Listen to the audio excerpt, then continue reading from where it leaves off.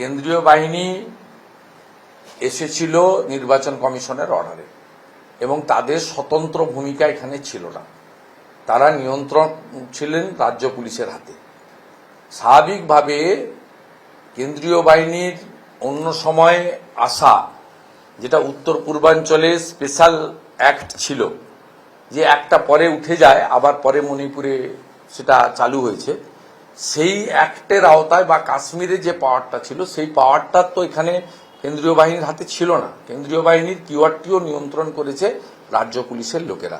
তাই আমি আমার সম্মানীয় কলিগ এবং আমাদের ভারতীয় জনতা পার্টির মধ্যে সবচেয়ে হাইয়েস্ট ভোটে জিতেছেন 1,84,000 ভোটে এবং বিশিষ্ট শিক্ষক সম্মানীয় জগন্নাথ সরকারের কোনো মন্তব্য নিয়ে সংবাদ মাধ্যমের কাছে আমি কোনো মন্তব্য করব না।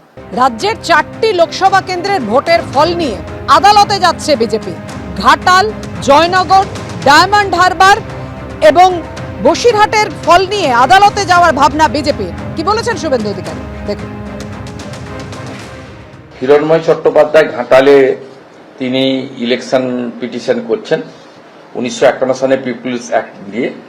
ওই ওনার কেশপুর এবং সবঙ্গের উনি প্রচুর তথ্য রিপোর্ট ইত্যাদি দিয়ে ইলেকশন পিটিশন করছেন এবং তৃণমূল শুনে রাখুন, এই ইলেকশন পিটিশনটা 4-5 বছর ধরে ঝুলবে না, 6 মাসের মধ্যে যাতে ডিসপোজ অফ হয় সেই ব্যবস্থা আমরা করছি।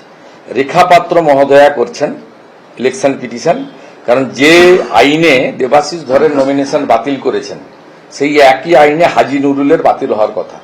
অভিজিৎ দাস ববি ডায়মন্ড হারবার, তিনিও সিসিটিভি ওয়েবকাস্টিং সিসিটিভি ফুটেজ তার সেন্ট্রাল ফরেন্সিক ল্যাবে তদন্ত এবং তদন্ত রিপোর্ট যদি পক্ষে আসে এন্টায়ার ইলেকশন প্রসেস বাতিল করে সিবিআই ইনভেস্টিগেশন করার জন্য তিনি ইলেকশন পিটিশন করছেন।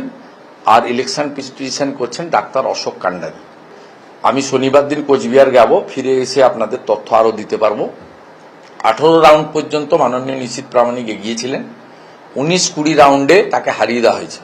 ইভিএম এর যে নম্বর, সেই নাম্বারের সঙ্গে 17C ফর্মের নাম্বার কোচবিহারে 19 এবং 20 রাউন্ডে মেলেনি এবং এর জন্য যারা প্রতিবাদ করেছিলেন ভারতীয় জনতা পার্টির 2 জন গণনা এজেন্টকে হলের মধ্য থেকে গণনা শেষ হওয়ার আগে জেলা শাসকের নির্দেশে পুলিশ গ্রেপ্তার করে।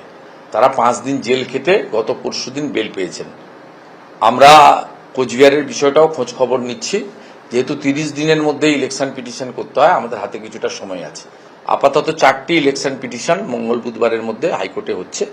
আর কোচবিহারের ব্যাপারেও আমরা যে তথ্যগুলো পেয়েছি এই তথ্য সমর্থনে কাগজপত্র